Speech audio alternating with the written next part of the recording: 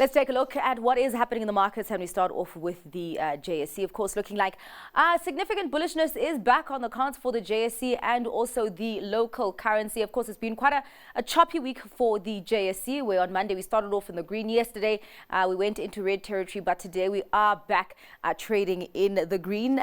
Quite a nice picture that we are seeing there, a sea of green, with the all share climbing up more than 1.5%. The resources 10 complex, they're coming back and surging more than 3%. Financial 15 advancing almost 1.5%, and the industrial 25 edging higher by almost 0.8%.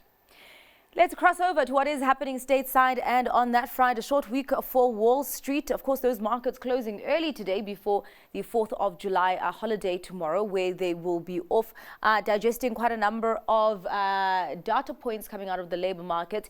We did have the ADP private payrolls for June growing less than what markets had anticipated, and also the latest weekly jobless claims there growing more than markets had anticipated. Of course, we are awaiting the non-farm payrolls that are coming out on Friday when those markets come back online. And also before then, tonight at around 8 p.m. South African time, we do have the Fed minutes from its last meeting coming out. Quite a mixed picture that we are seeing over there, with the Dow being the only bourse in a red territory, declining more than 0.1%, but leading with gains then is the Nasdaq up almost 0.5%, and the S&P 500 ticking up by more than 0.25%.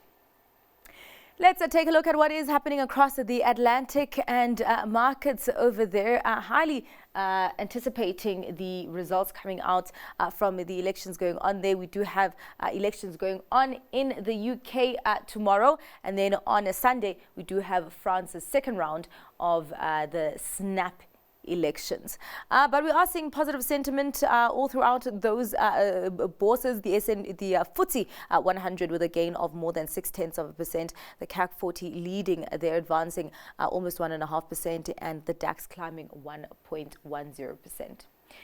Let's take a look at the currency scene and start off with how the rand is doing against some of the major currencies. A significant strength coming through to the rand against the US dollar by almost 1% at 18 rand 36, against the pound at 23 rand 44, and against the euro at 19 rand 83.